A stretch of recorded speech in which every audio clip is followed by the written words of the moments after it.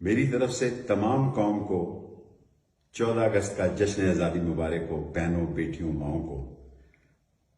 افسوس کی بات ہے کہ آج میرے 50 سال سے جو میں جلسہ کرتا ہوں جشن آزادی کا، اس پر ہنگامی بنیادوں پر دفعہ 144 لگا دی گئی ہے 7 دن کے لیے۔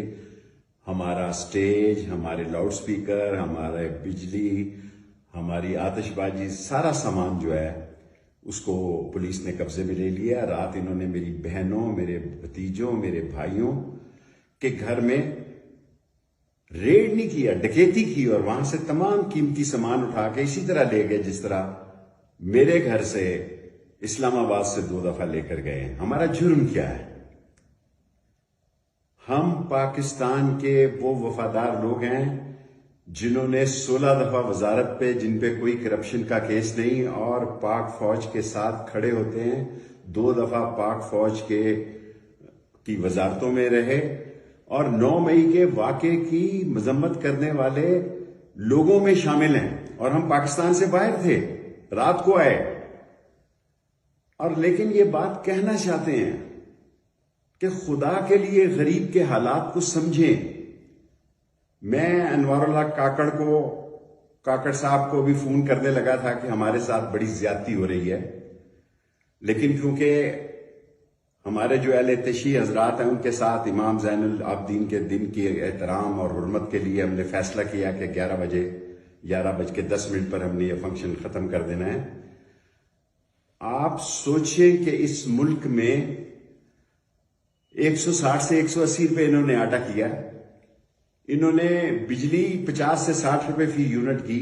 اس ملک میں لسانی، اقتصادی، سماجی، معاشی بحران پیدا کیا، غریب مر گیا، گلی محلے میں لوٹ مار شامل ہے، اور آج ملک الیکشن کی طرف جا رہا ہے، اور ریاست عوام کا نام ہے، ریاست کسی اور چیز کا نام نہیں۔ عوام مضبوط ہیں، خوشحال ہیں، ساتھ ہیں، تو پاکستان مضبوط اور خوشحال ہے۔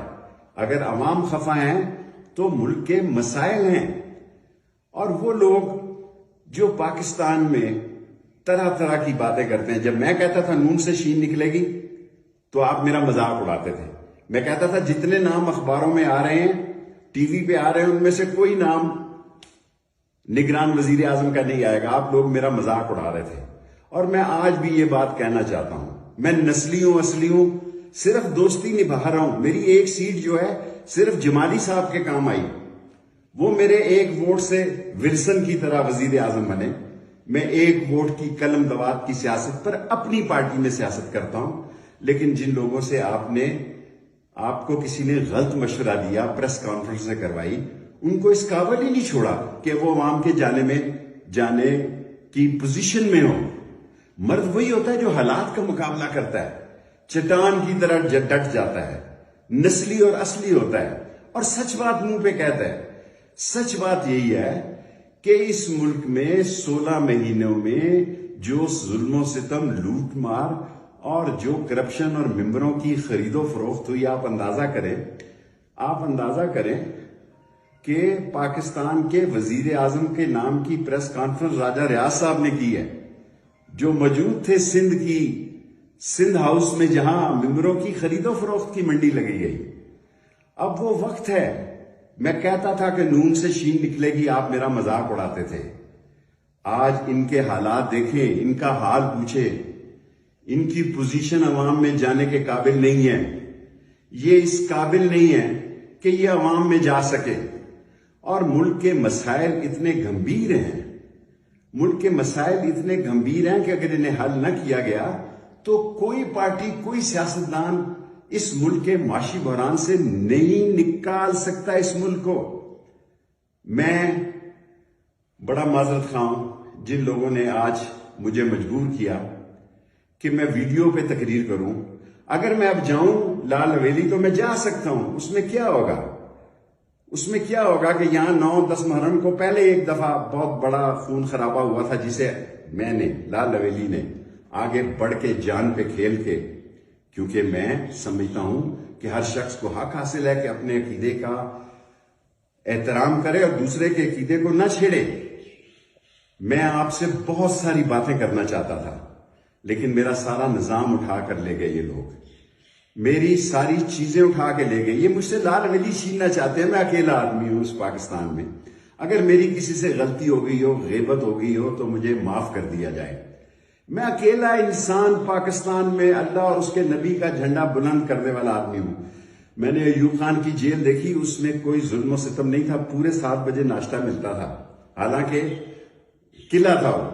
یحییٰ خان میں میرا کورٹ مارشل ہوا، ہری پور جیل میں میں سکول ٹیچر تھا. ختم نبوت میں 2 دفعہ قید ہوا، 1 سال. ہر جگہ انسانی سلوک کیے گئے. اور یہی نہیں، کلاشنکوف کیس میں مجھے 7 سال سزا دی گئی جو میں نے بھاولپور میں کاٹی. لیکن تمام اصولوں کو مد نظر رکھا گیا. آج آئین کو پامال کر دیا گیا. یہ کہہ رہے تھے کہ نواز شریف آ رہا ہے.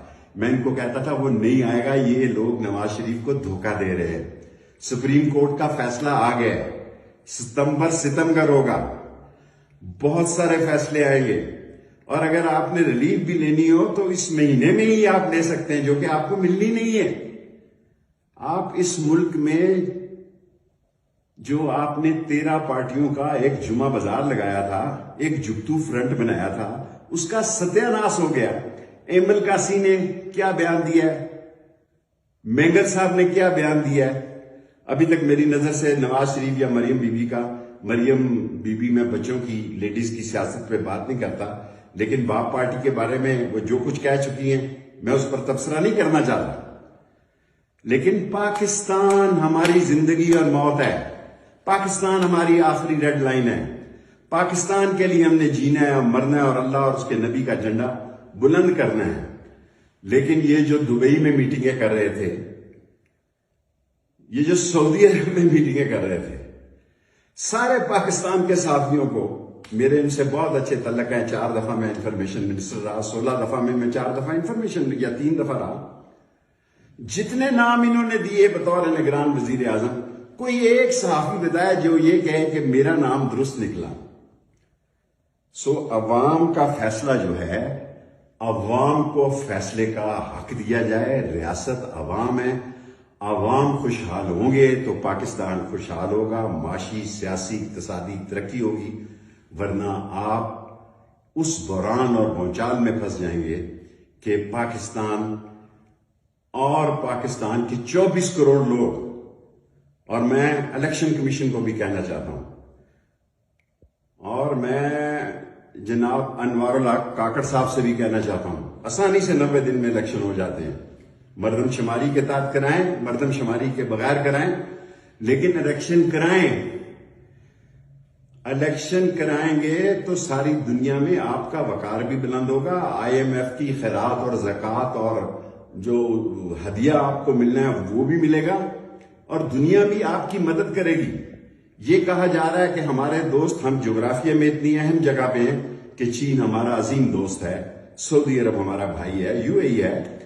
ہم ان کی دوستی کو کبھی بھی دھوکہ نہیں دے سکتے. ہم اپنے آپ کو دھوکہ دے رہے ہیں کہ اپنی معیشت کو اپنے پاؤں پہ کھڑا نہیں کر رہے. میں تقریر بہت لمبی کرنا چاہتا تھا، لیکن کیونکہ میرا اہل تشیع سے معاہدہ ہوا ہے کہ ان کے جلوس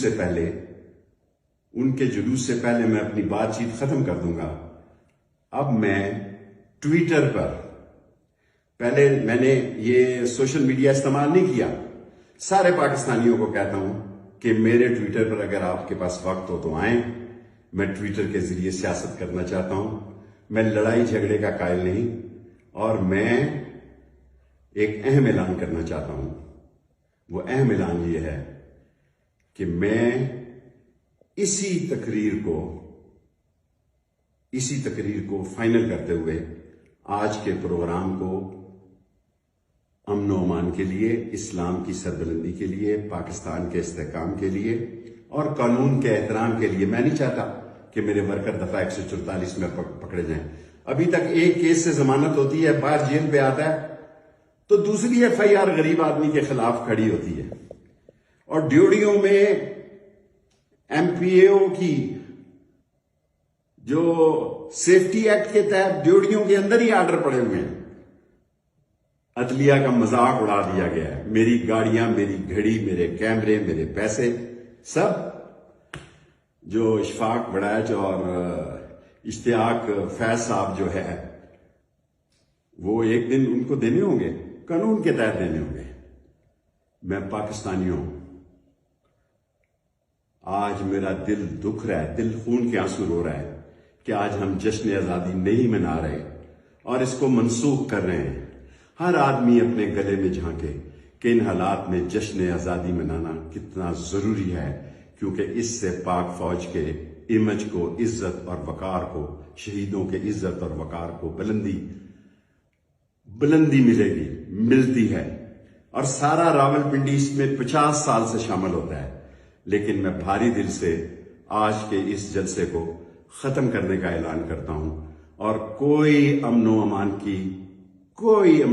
کی خلاف ورزی نہ ہو۔ آپ لوگ سب اپنے گھروں میں جائیں، اگر زندگی رہی تو اگلا سال اس سے بھی زیادہ جوش، ولولہ، تنتنا، دبدبا، ہمہمہ، عزت اور وقار اور جذبہ شہادت سے منائیں گے۔